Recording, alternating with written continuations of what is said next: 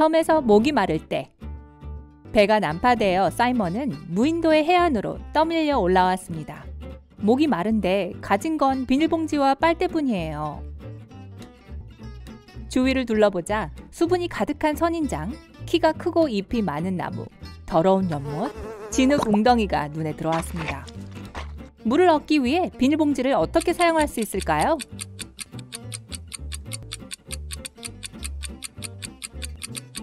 선인장은 사용할 수 없어요. 독이 있을 수 있고 과육에 닿게 해줄 날카로운 도구가 없으면 비닐봉지는 무용지물입니다.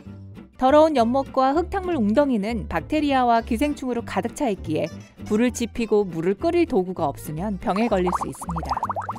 가장 좋은 선택은 키가 크고 잎이 무성한 나무입니다.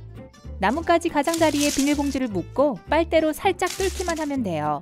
나무에서 증발된 물이 모여서 물을 마실 수 있을 거예요. 웨이터는 어디 있죠? 아담은 1층짜리 스테이크하우스의 수석 웨이터입니다. 일주일 중 가장 바쁜 밤에 그가 사라졌고 주인은 경찰에 실종 신고를 했습니다. 형사들은 그를 본 마지막 세 사람에게 질문을 했습니다. 한 수습 웨이터는 그녀가 출근해 자전거를 주차했을 때 그를 본 것이 다라고 했습니다. 주방장은 아담이 오렌지 주스 한 잔을 가지러 주방에 왔을 때 그를 보았다고 말했습니다. 요리사는 웨이터가 위층으로 올라가는 것을 마지막으로 봤다고 말했어요. 진술이 끝난 후 경찰은 요리사를 체포했습니다. 왜일까요?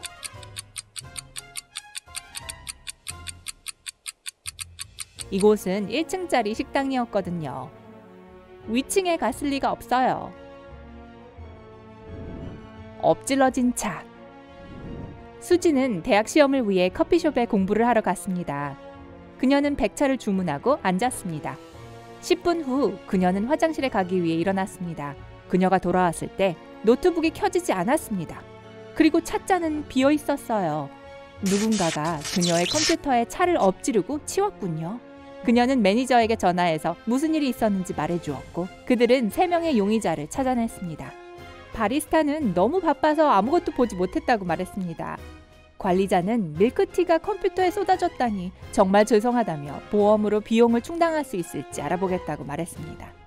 수석 바리스타는 밀크티가 노트북에 쏟아졌다니 유감이라며 경찰이 도착하기를 기다리는 동안 차를 다시 만들어주겠다고 말했습니다. 가게 매니저는 즉시 누구의 짓인지를 알았습니다. 바로 관리자였어요. 쏟아진 차는 이미 치워진 상태였기에 그 차에 우유가 들었었던 걸 알 수 없었을 거예요. 주문을 기억하는 유일한 사람은 차를 준비한 사람밖에 없습니다. 사라진 핸드폰. 또 커피숍에 왔군요. 이번에는 스튜어트가 자리를 비웠는데 탁자 위에 핸드폰을 두고 갔죠. 하지만 그 사실을 깨닫고 자리로 돌아갔을 때 그의 전화기는 사라지고 없었어요. 문 밖으로 달려가는 한 남자를 보았고 스튜어트는 그를 쫓아갔습니다. 그를 잡아서 스튜어트는 이렇게 말했습니다. 제 전자기기를 잃어버렸는데 실수로 가져간 건가요? 그 남자가 대답했습니다. 그쪽 핸드폰이 어디 있는지 모르겠는데요. 전 그냥 커피를 마시고 있었을 뿐이에요. 스튜어트는 즉시 경찰을 불렀습니다. 왜일까요? 스튜어트는 그에게 전자기기를 잃어버렸다고 말했어요. 스마트워치나 카메라 등 다른 것이 될 수도 있었죠. 범인이 아닌 이상 그게 핸드폰이라는 걸 알 수가 없어요. 제빵사는 어디로 갔을까요? 컵케이크 하우스는 맛있기로 유명한 동네 가게입니다.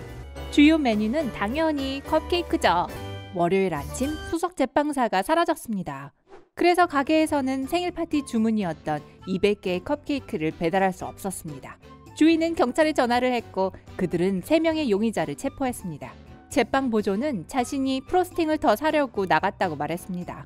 하지만 돌아왔을 때 제빵사는 이미 사라져 있었죠. 웨이터는 200개의 컵케이크를 만들면서 엄청나게 엉망이 된 가게를 청소하고 있었다고 말했습니다. 매니저는 가게에서 쇠고기 6포를 더 사려고 새로운 공급자를 만나고 있었다고 했어요. 형사들은 누가 거짓말을 하고 있는지 알아챘습니다. 누굴까요? 매니저입니다. 컵케이크 가게에서 6포가 왜 필요하죠? 마지막 질문에 정답을 맞추세요. 아담은 두뇌 퀴즈 TV 게임쇼에 참가하고 있었습니다. 마지막 질문에서 5만 달러를 따기 전에 대답해야 할 질문이 하나 있었습니다. 그는 지쳐서 그의 가장 친한 친구인 루크에게 전화해서 도움을 요청하기로 했습니다. 사회자가 물었습니다. ACI, PCIF라는 단어의 글자 순서를 다시 정렬하면 다음 중 무엇이 될 수 있을까요? 루크가 제대로 대답했어요. 정답은 뭘까요?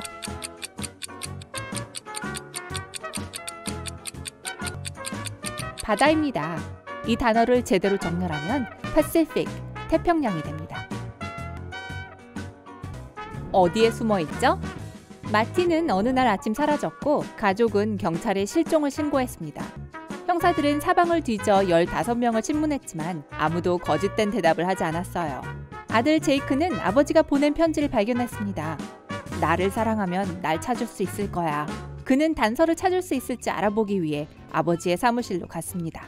그는 방을 둘러보다가 아버지가 어디에 숨어 있는지 즉시 알았습니다. 어딜까요?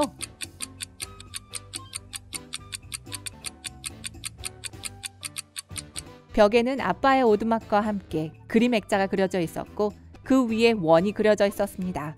마틴은 틀림없이 거기에 있을 거예요.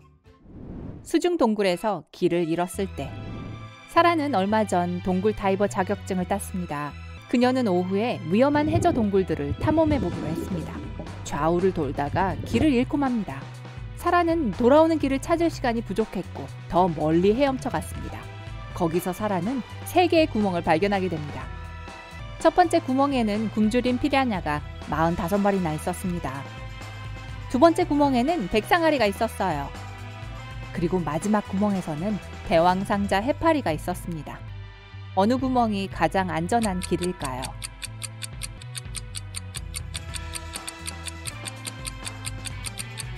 첫 번째입니다. 피라냐는 민물고기이기 때문에 염소에서 살아남을 수 없습니다. 벤. 수자는 밖에서 식물에 물을 주고 있었는데 검은 옷을 입은 세 사람이 이웃집에서 전자기기를 운반하는 것을 발견했습니다. 수자는 무엇을 하고 있는지 그 사람들에게 물었습니다. 그들은 자신들이 이삿짐 회사에서 나왔다고 했어요. 수자는 즉시 경찰을 불렀습니다. 왜일까요?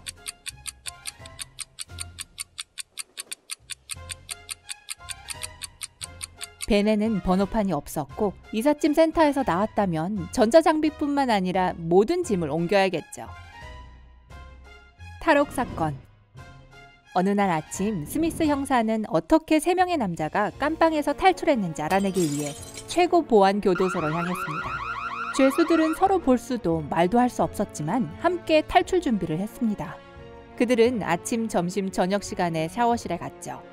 그리고 각각의 시간에는 한 명만 샤워실에 들어갈 수 있었어요. 이들이 어떻게 의사소통을 하고 탈출할 수 있었을까요?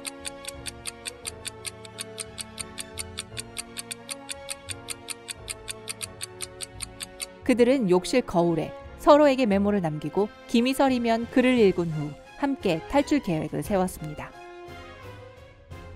빌라 실종 사건. 춥고 비가 오는 주말이었어요. 마이클, 수지, 아마라, 그리고 루크는 토요일과 일요일을 보드게임을 하면서 함께 보내고 있었습니다.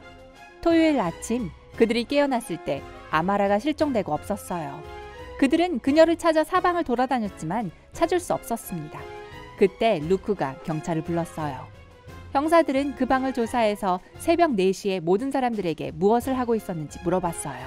루크는 잠을 잘 수가 없어서 아래층 게임방으로 가서 온라인 게임을 했다고 말했습니다. 마이클은 자신 또한 잠을 잘 수가 없어서 별을 보려고 밖으로 나갔다고 했어요. 수지는 신선한 공기를 마시기 위해 마이클을 따라 밖으로 나갔다고 말했습니다. 그때 형사들은 누가 거짓말을 하고 있는지 알아냈습니다.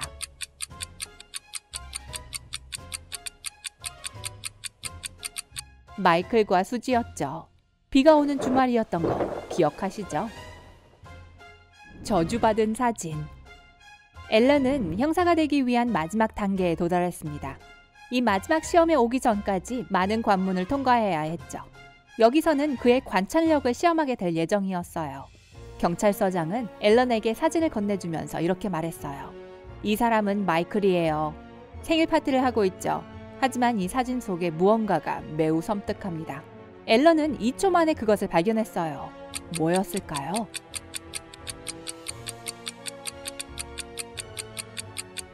파란 풍선 안에 손이 있어요. 우와, 어떻게 거기 손이 들어갔죠? 적정한 물의 양. 피터는 반에서 최고의 문제 해결사였어요. 어느 날 화학 선생님은 피터의 지능을 시험하고 친구들을 놀라게 해주기 위해서 피터를 불렀습니다. 그는 피터에게 유리병 3개를 주었어요. 그중 어디에도 측정 표시가 없었고 유리병의 최대 용량을 보여주는 라벨만이 붙어 있었어요. 첫 번째 유리병에는 꼭대기까지 물이 채워져 있었고 라벨에는 8리터라고 적혀 있었습니다. 두 번째는 비어 있었고 5리터짜리였어요. 세 번째는 최대 3리터의 용량으로 이 또한 비어 있었습니다. 선생님은 피터에게 측정 도구를 사용하지 않고 유리병에 2리터만이 남아있도록 액체를 조정해보라고 말했습니다. 피터는 4초 만에 그 방법을 알아냈습니다.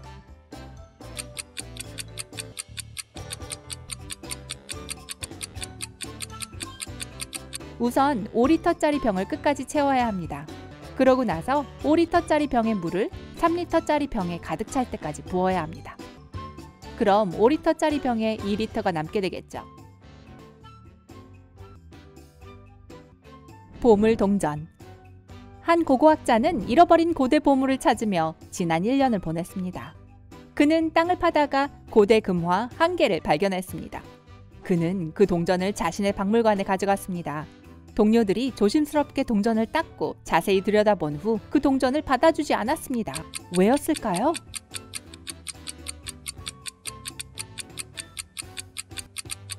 동전에 기원전 100년이라고 써 있었네요.